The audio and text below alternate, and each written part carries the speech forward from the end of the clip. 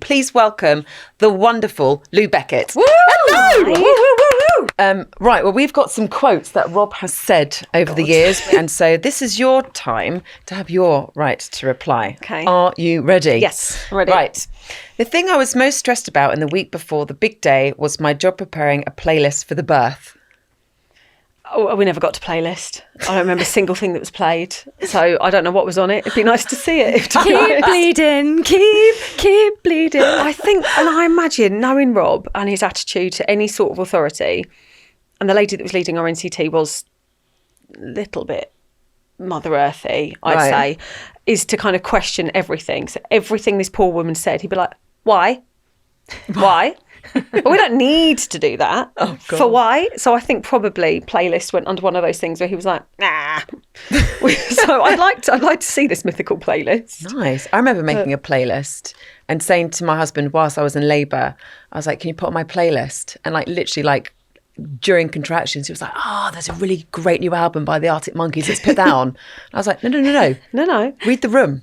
This is not a dinner party. I've specifically chosen music that's going to help me open up.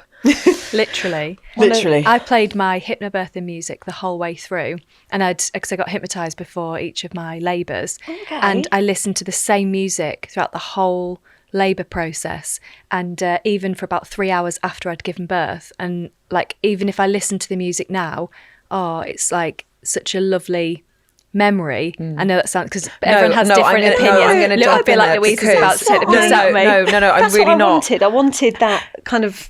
It's like a violin kind of... I've never told anyone this before. I still listen every night to the same hypnobirthing track. Every night I listen to it. Do you? When in my last labour, I still listen to it. It's the most calming thing. But obviously it's saying, breathe deep into your baby. Yeah. And you're now going to meet your baby. And I still listen to it. And sometimes I'm like, am I wishing myself pregnant or something? I might be one of those phantom pregnancy women that just basically has a bump. But I listen to it every night. Because that's the one time in your life that it's like you need to listen to. I just found it really comforting. Hearing this, just hearing her voice, thinking it's like having your mum in your head, just be like, breathe. It's calm. so nice. Yeah. And she says on it, and right now, nobody wants anything, nobody needs anything. And I'm there going, Mummy, I want a snack. No. And that is when no one is there. But it's just, I'm like, oh my God, I listen to it every night. It's so weird, but it's the one thing that I know will just send me straight to sleep. Yeah. Okay, so being the father during the birth of your child, the experience can best be described as a spare at a wedding. Hard agree. Agree. I'll give him that one. A pantless spare at a wedding. At one point, one of the midwives, during our second birth, I loved the midwives at the Princess Royal. I had a trainee in with us as well, and do you mind if and I was like, I don't care what they're doing, I can't feel anything, let everyone you're look. in your happy place. I was fine. I was like, crack on. At one point the main midwife just turned around to Rob and went, no one cares about you in this situation. You're not important to us here. I love that. In a nice way. She was joking, but I think Rob had been talking to himself I'll get myself a chair and she just was like, no one cares. Oh my God, I love that. And what was his reaction? Because my husband was a bit like, oh. He was laughing. He took it really well, but I think I felt quite like I'm used to Rob being the main focus in every room. So it was when he's with me, not like the main focus in any room he's in. I didn't mean it like that, but it was quite nice. I was like, everyone's on my side here. It's nice. That was really nice. It's just when she just looked at me and went, no one cares about you. Yeah. Shh.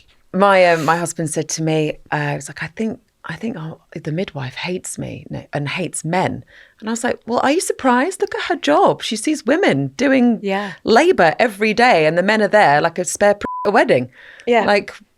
I can't There's imagine not much they can do. When you get those guys that faint or they don't like blood or that. I mean, or they stub their toe and they go, oh, that's so painful. And you're there, literally legs akimbo, pushing a human being out your body. And you're like, shut up, get out. Yeah. Rob got halfway through a vague grumble. So first time I'd given birth, we were at Lewisham and they didn't have a bed for me up on the ward bit yet.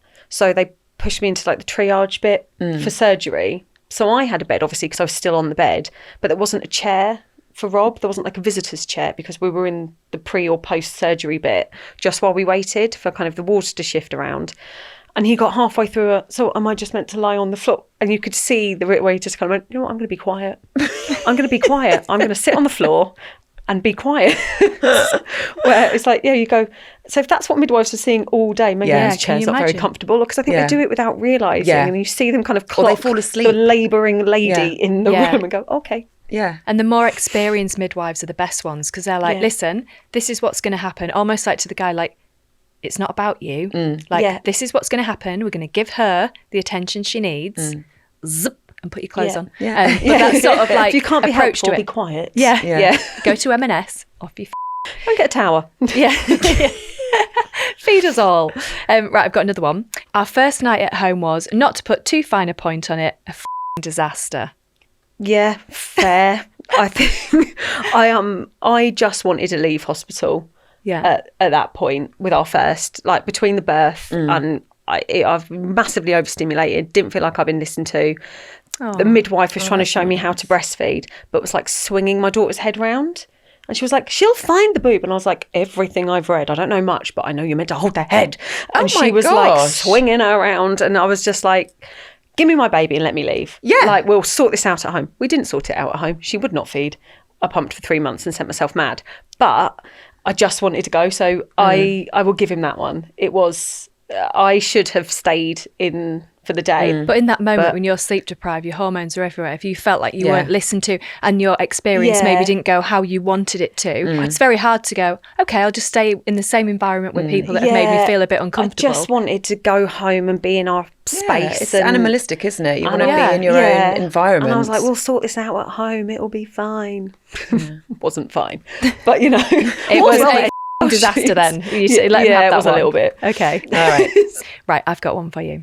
Your life and relationship are now like an IKEA instruction booklet. Confusing, hard work, and takes 2 people. Fair. What a great analogy. Yeah, I think that is. That is good. one. Yeah, that is IKEA. There's It always is. something missing though as well with IKEA. Yeah. No offence, IKEA. Or extra bits. Or extra bits, yeah. There's The irony of you're our never partners quite here or right. what? It's so true though. I always say about Andy where I'm like, oh, you know, he doesn't do this, doesn't do that. And then I'll go to IKEA and get like a kid's kitchen set and it'll take, 4 people 8 hours. I'm like, oh, babe, I know we're going to your mum's for dinner in an hour, but could you just put that together? Or, the night before birthday parties, I'm like, oh, we can't even, do the washing up, but he's more than capable of building IKEA. I do all the building. Do stuff. you? Yeah. I put together a well, Barbie dream house by myself. Do you? Oh, yeah, no, Put yeah, I up do 4 that, yeah. IKEA units the other day. Yeah, I do like the a bit of girls' DIY, rooms would yeah. send it. When you go like slightly manic 4:30 in the morning, like we need more storage. In the morning? This is I think I'd got my youngest to come in, wanting me to go in her room. I tripped over stuff in the hallway. There was like a collection of my mini babies and wrestlers for whatever reason, whatever combination was happening with that game on her floor that I'd trodden on. And I was like, we need storage. This is untenable. Yeah. We can't live like this any longer. I saw actually something a few weeks ago and this little boy had taken a ring out of his mum's jewellery box. It was her engagement ring. Oh my He'd God. taken it to nursery, like he was like preschool kind of, and given it to a girl that he was in love with. Oh God. So the parents are like, what did you take into nursery today? And it was like, you proposed to your girlfriend. And it's like, oh my God. Like, he committed. I mean, Give he him committed that. like 20 grand ring or something. Oh my gosh. But it's like you need to put everything into compartments of your own stuff because otherwise kids just come and take stuff. And I'll look in my middle child's bedroom. I'm like, oh my God, he's got like some of my tampons in there. Like what? And he thinks that the plastic applicators are like guns. And I'm like, where's the tampon out of it gone? Like what's he done with that? Oh, there's nothing they won't cut up for a craft. Yeah. You've got to be really, really clear about what is not It's like, craft material. It's a rat's tail. It's like, it's not. No, it's my tampon. It's good creativity though. Yeah. So now with you and your career is budding and it's blooming and it's going to be brilliant because this book is going to be fantastic.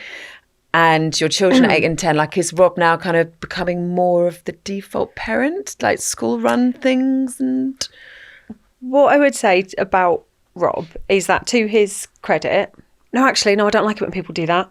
Not to his credit, because he's doing what he should be doing, because they are his children too. the amount of times you have like other mums, I don't know if you've had it, we go, oh, isn't he good? I'm like, no, he's not good. Yours is all the time.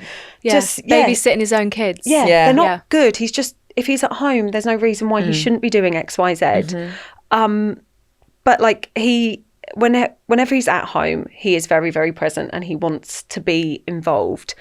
Our kind of default situation has come because of the way that he works, and it's a bit feast famine. He's either there or he's very much not. And do you have those conversations now? Obviously your kids are 8 and 10, but you know, we've been talking about tantrums. How would you deal with tantrums when the girls were younger? What's your approach to it? I got very quickly on the Joe Frost algorithm of TikTok, a little bit of super nanny of I have a little mantra that I say in my head over and over and over again. And I think everyone has something different that they repeat, you know, and you just need to go to that space where you're ignoring them or you're trying not to lose your shit in Sainsbury's. I have a little Buddhist phrase that I fancied a boy that was Buddhist when I was younger. So I did the only sensible thing and promptly got into it as well for that time period. So I would repeat this just over and over in my head to try and disengage from the tantrum that was happening around me. And just try and ride it out with the Joe Frost, like, this is unacceptable. What's the mantra? Oh, I'm probably saying it wrong because it's obviously remembered from like 20 years ago. It's like Nam-myoho Renge Kyo. Nam-myoho Renge Kyo. And I say over and over and over of just like, you will not make me react on this train, or I will not give in to whatever madness is happening. I thought you were going to be like, use contraception. My friend says, I love my life, I love my life, I love my life.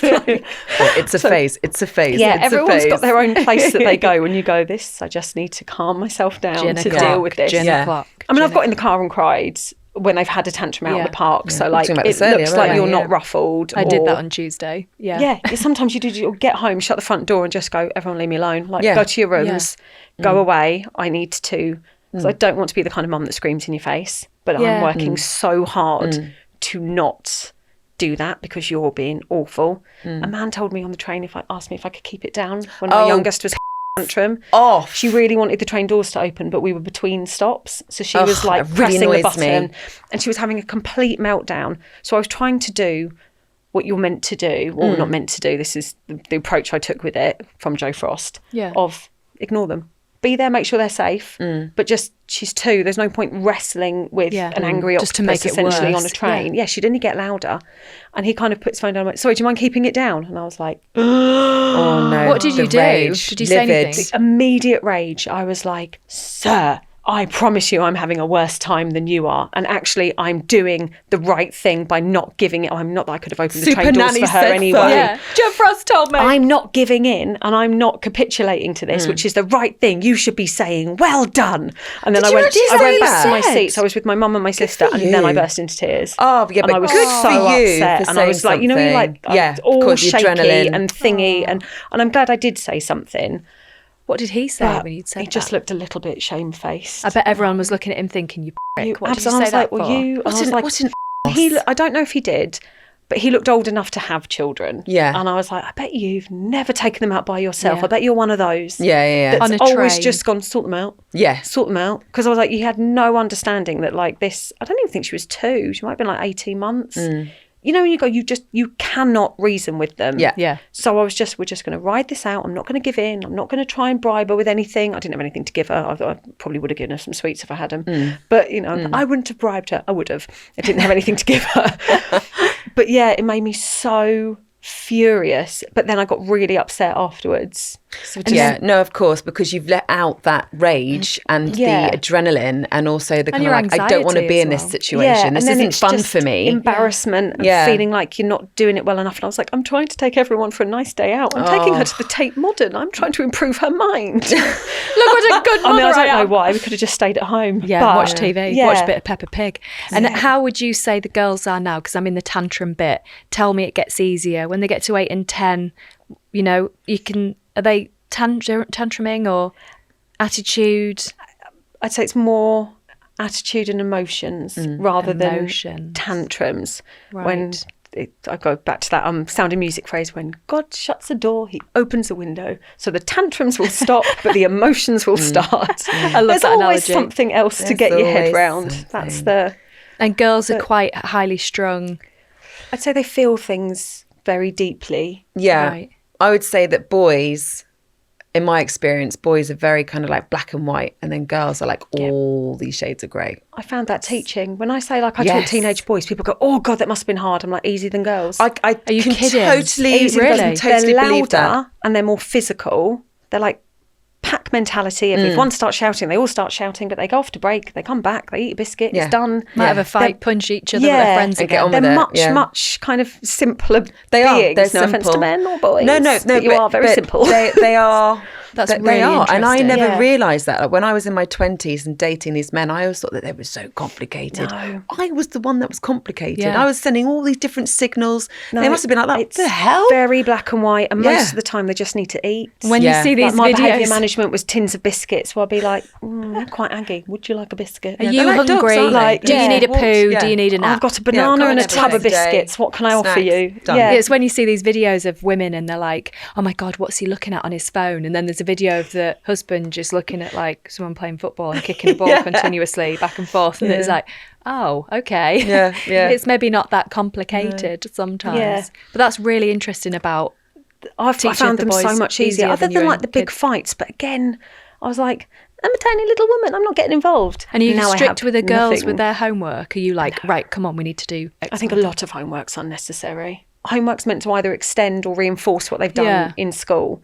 So they shouldn't be trying to do something they've either never done or they can't do pretty much independently. So if you're having to sit there and do it, actually physically do it with them, or be looking up how to do long division, because they've changed it from how I did it at school. And apparently it's wrong. And they You want to see the can't- method, remember don't they? anything Yeah, you now. can't Have do you it done the that? wrong way. So I'm like, well, I can't help you then, darling, because I don't Yeah. know how to do this, and I don't know what a phoneme is, like, or a What the split hell is digraph. phone- Like, you can Totally, read. Thank you. Oh my God, no idea. I feel So- like so thick when I'm trying to help my kids with their homework. Well, that's what I mean. I'm like, I don't know do what these you words can are. do. Do what you can do in 20 minutes. If you need like the odd little bit of help, I'm like, if you can't pretty much do it, if they can't, then the homework is maybe not the appropriate homework for them or that lesson or whatever. And when they've had a long day at school and they're kind of expressing all their emotions that they've probably held in all day, the last thing I want to be doing is nagging them, saying, do your They homework. need to decompress. They need to go and play. They need to go outside. They need to eat. Sometimes they just need to stare mindlessly at the telly for a little bit. Like And we you all might do. need a drink just to decompress yourself after doing the Absolutely. school run. Do you know what I mean? And if it Absolutely. can't be done in like 20 minutes, stop. Yeah. Like Such a there's good no point. point. There's nothing to be gained after that 20 minute. They're just tired and aggy, and you're tired and aggy. Stop. I feel like if my kids' school teachers are listening to this, they'll be like, excuse me. No, that is Yeah, not we the like it approach. really. I was a It's all teacher 10 years ago. I give you permission to stop. Love it, really. Yeah. Anyway, Lou, thank you so much for coming you for on. having me. so much. It's been Absolute so nice pleasure to chat. to have you on. And for all the listeners and watchers, just for one more time, Lou Beckett's new book is out, Lessons from a Default Parent. Thank you so much for coming Thank in. you so Thank you much. for Wish having you all me. the best with the book. Thank you. Thank you. Thank you. Bye. If you enjoyed this episode and felt seen by anything we talked about today, please hit that subscribe button and give us a like. It's the easiest way to support the show and helps other parents find this awesome community.